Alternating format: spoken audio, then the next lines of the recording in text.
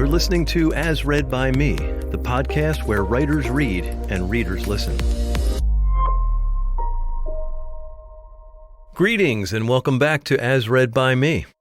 Coming up in this show, we've got cottontails, bunny ears, and of course, sweet revenge. Up first is Paul Camarata reading a poem entitled Hippitty Stopitty. Then Rich Hosek is back with a grim tale entitled Sweet Revenge. And finally, Melinda Gordon ties the episode in a nice neat bow with her poem, Bunny Ears. Okay, ready? Here we go.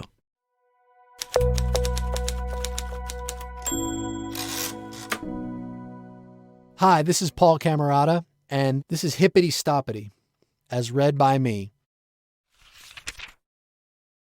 The life of Peter Cottontail would not have been the same if leather was the fabric at the start of his last name.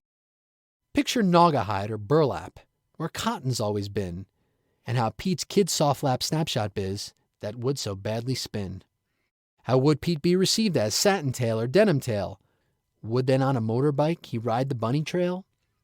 If pastel egg deliveries came from Pete polyester, around Easter the sketchy feels might every springtime fester. Yes, the life and times he's mastered might have truly faltered, if Peter Cottontail's tailor his name had even slightly altered.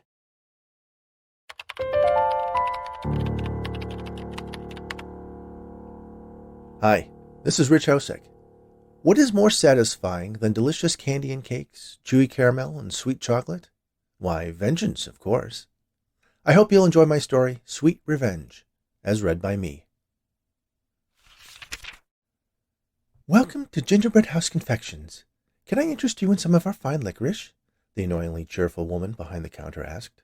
We have black licorice, red licorice, licorice twists, licorice laces, licorice nibs, licorice gum, licorice jelly beans. No, said the short balding man with thick dark-rimmed glasses and a bushy mustache. I do not want licorice. How about some nice caramels then? She offered. We have hard candy caramels, soft caramels, chewy caramels, salted caramels, sea salt salted caramels, chocolate-covered caramels, caramel-covered chocolates. No, I do not want any caramels either. Perhaps a nice truffle. We have maple walnut, dark chocolate key lime, strawberry cheesecake truffles, peanut butter and jelly, caramel peanut butter, coconut cream, caramel cream, raspberry cream, cookies and cream, cookie dough. Please, I am not here to buy candy, the man insisted. Oh, of course. I should have guessed a man of your bearing would be looking for a delicious gourmet cookie. We're famous for our gingerbread, as I'm sure you know. But we also have snickerdoodles, oatmeal raisin, chocolate chip, white chocolate chip, oatmeal butterscotch, lemon coolers, lemon crisps, lemon snaps. I am not here to buy candy, cookies, cakes, or confections of any kind, the man pronounced officiously. He opened the satchel that was slung over his shoulder and fished out a sheet of paper. Your establishment is overdue for a health inspection. It is? She asked. It is, the man answered. The portly woman perched the reading glasses, hanging on a chain around her neck, upon her porcine nose, and looked at the paper. After a moment she spun it around so it was right side up for her. I had no idea I was supposed to arrange an inspection, she said. You're not. All inspections are scheduled by the health department. Then it's you who is overdue. The man snatched back the paper and stuffed it into the satchel. Unfortunately, there appears to have been a bit of paperwork mishandling at the home office. But it doesn't matter who is overdue. The fact is that this establishment is out of compliance. Yes, but I didn't know that. How could I be out of something I didn't know I wasn't in? That makes no sense. Even if you didn't know you are not responsible for scheduling the inspection, a responsible business person would be aware of the status of all licensure and other municipal obligations, and as such should reach out to the governing agency to remedy the deficiency. Is there a number I can call if this happens again in the future? No, there is not. We had to turn it off. Telemarketers and calls from online pharmacies kept filling up the answering machine. So how am I supposed to attempt to remedy the deficiency? You could write a letter, the man suggested. To which address? The address on the letter. Which letter? The letter I just showed you explaining that you are out of compliance. But I never received that letter, and you took it back from me. Yes, well, I shouldn't have done that. Regardless, I didn't actually receive the letter that had the address on it that I could have written an inquiry to if the letter had arrived before I was out of compliance. Be that as it may, the man said. There was a pause. Be that as what may? The woman asked. Excuse me? When someone says, be that as it may, they follow it with something that should have been done regardless of the original situation. No, they don't. Yes, they do. Everyone does, the woman insisted. I don't, he replied.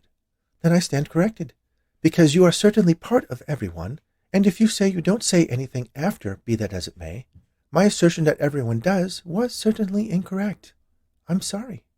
Apology accepted. Thank you. You're welcome. There was another long pause.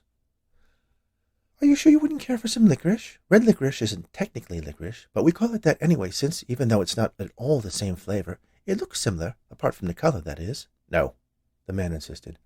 I really must tend to this oversight expeditiously. Well, don't let me stand in your way. Madam, you are quite literally standing in my way, he said, indicating that she was blocking the door to the kitchen with her wide girth. Oh my, she said, moving away from the entrance, but then stepped back in front of the swinging door. I'm sorry, but could I see your identification? My identification? Do you have a badge or something? You could be anyone. Well, I couldn't be anyone. How would I know? I couldn't be Mel Gibson. Of course not. You don't look anything like Mel Gibson. He's much taller. My point is, you tend to make statements that are overly broad exaggerations. We are not starting off on the right foot. I see your point. I should hope so. So, do you have a badge? Or some sort of laminated card? The man opened his satchel again and dug through the contents. Eureka! He shouted when he had found a hard plastic card holder, holding a card that was also plastic, that had a tiny photo resembling the man, though without the glasses and mustache and more hair. He showed it to the woman. Satisfied? He asked. That doesn't really look like you. It's an old photograph. She took the plastic card holder and studied the card within it carefully, holding it up so that she could compare the image with the man in front of her. I guess that could be you. There's a very good chance of that, since I was the one who sat for the photograph. Your name is Grimm? She asked, curious. Yes, it is. Any relation? To what? The brothers. Which brothers? The brothers Grimm. Never heard of them, the man said. Really? That's peculiar. You were going to say, everyone's heard of them, weren't you? The man accused. I was not. I was going to say, a nice day. I haven't finished my inspection. I'm an optimist. The man sighed with frustration, then pushed his way through the swinging door into the kitchen, snatching the plastic card holder back from the woman's pudgy grip as he did so. The kitchen was enormous. Mr. Grimm paused to rummage through the contents of his satchel until he found a clipboard. He leafed through the papers that were held fast by the metal clip at the top, making sure he had all the required forms at hand. This is quite a large facility. How many people work here? He asked. Oh, it's just me, the woman replied. Grimm lowered his head and peered up at the smiling confectioner over the top of his dark-rimmed glasses. You make all of this? He asked, waving his hand toward the racks of candies and cookies and cakes and cream puffs. Oh, yes, I love to bake and make candy. It's quite a passion of mine. Over here we have donuts, both filled and frosted. There's where I pull the taffy. Each piece is stretched 1,000 times. That's the secret to perfectly chewy taffy. And of course the cupcakes are quite popular. We have over 100 flavors. Red velvet, black forest, orange surprise, lemon surprise, lime surprise, grapefruit surprise, which is surprisingly popular. Mr. Grimm cut her off. How long have you owned this business? My goodness, it's been in the family forever. Forever is not an answer I can put down on my form, Grimm said sternly. In what year was this particular establishment put into service? I don't know precisely, but this expansion was done 10 years ago. Fine, that will do for my purposes, he said, scribbling the information on the form as he walked through the maze of racks. He eyed the food, looking for any infractions. Everything looked spotless. He ran a finger along the underside of one of the racks, and it came up clean. He came upon a wall of ovens, one in the center having much greater proportions than the others. That is a very large oven. I have a lot of baking to do. I don't believe I've ever seen an oven of that scale. It was custom made, the woman said proudly. Grimm walked up to the oven and pulled open the door. It was large enough to fit a person quite comfortably.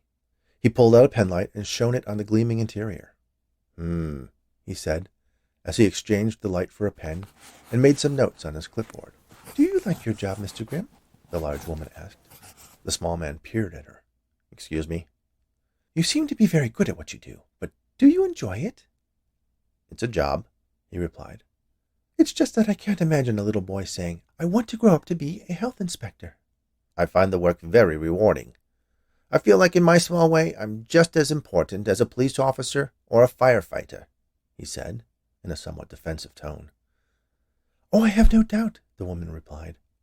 Were your parents health inspectors as well?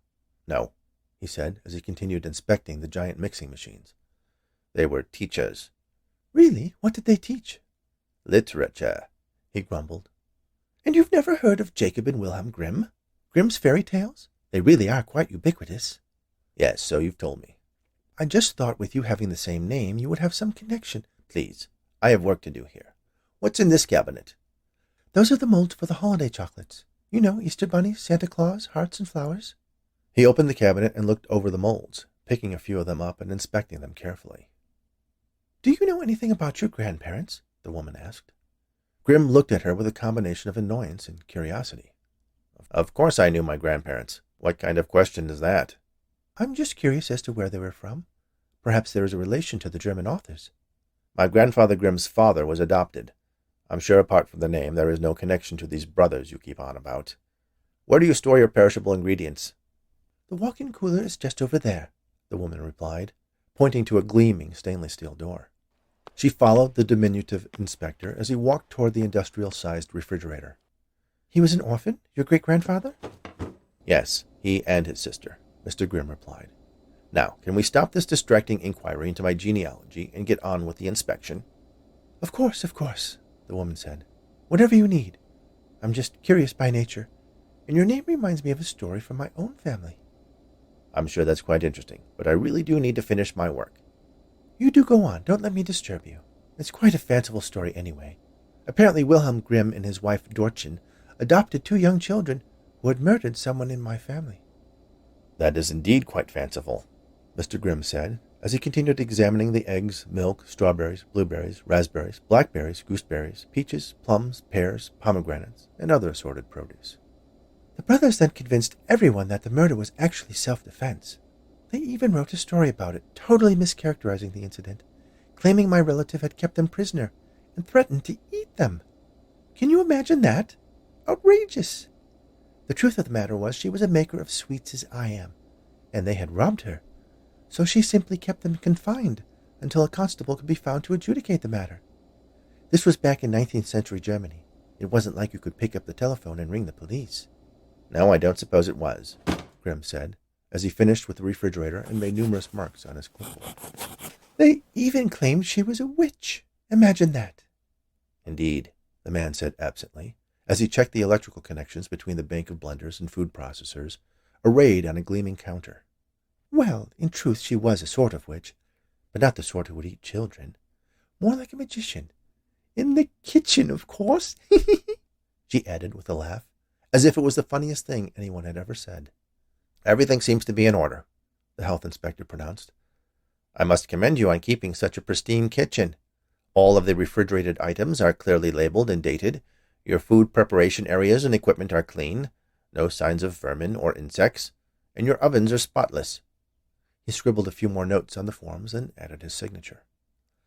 I'm so pleased to hear that, the woman said. You know, I was afraid that someone else would come to do the inspection. Grimm paused as he was stuffing his clipboard back in his satchel. Pardon me? He asked. Well, Mary Ann, who works in your office, is a loyal customer. So when I asked her to misplace my paperwork so that my case would be escalated, I wasn't completely sure the task would be assigned to you. Do you mean to imply that you arranged for me to be the one to inspect your establishment? Whatever for? He asked. Why, your name, of course, Grimm. Mr. Grimm raised an eyebrow. I'm afraid I'm not quite following. It's simple, really. Your great-grandfather and his sister killed my sister, the woman accused. Your sister? He asked, incredulous. That's one of the benefits of being a witch. Longevity, she answered. Time. Time enough to track down the descendants of the miscreants who murdered my dear sister, burned her alive in her own oven. Grimm looked at her for a long moment. Then he smiled and began to laugh.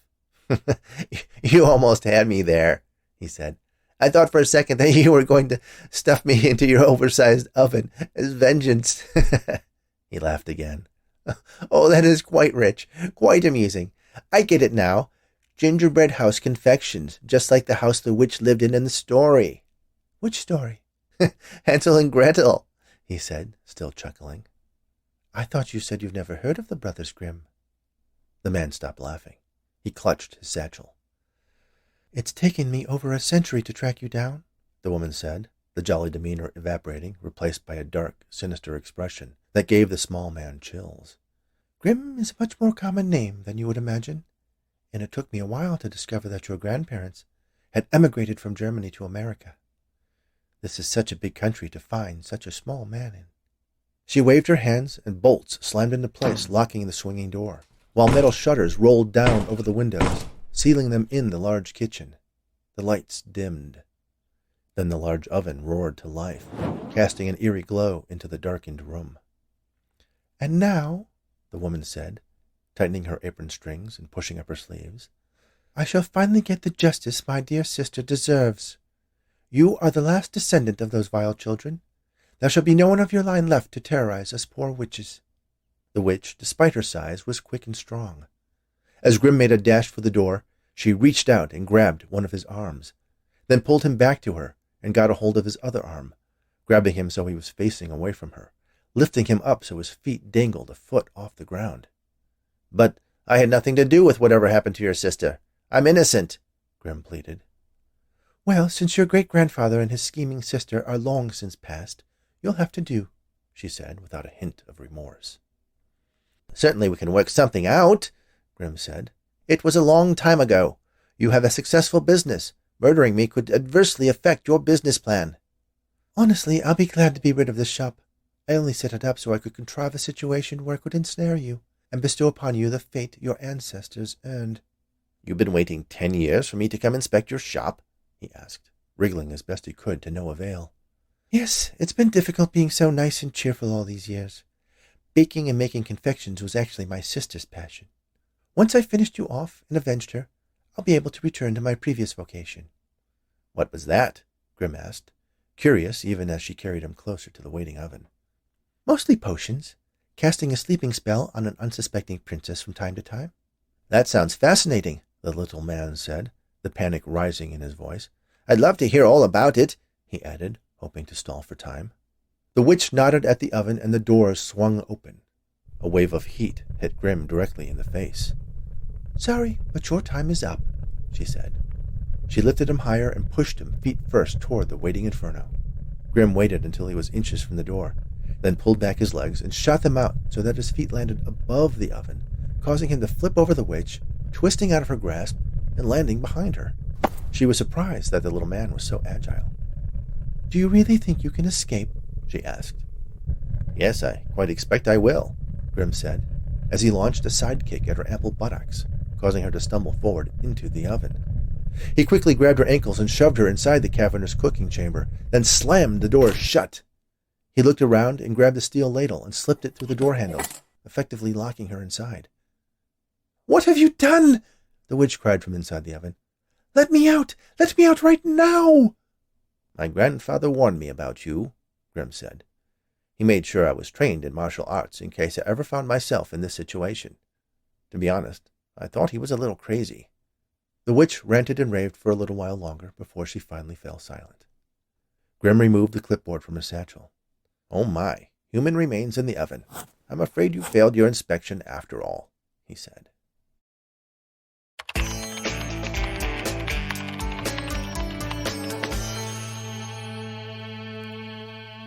Hi, this is Melinda Gordon, and this is Bunny Ears, as read by me. My mother gave me wisdom to appreciate each day. Household chores are nice, she said, but not when in the way of things that make your heart soar and whatever makes you tick. You'll find that taking care of you will help the rest just click. Tie your shoes in bunny ears. It's easy and it's quick.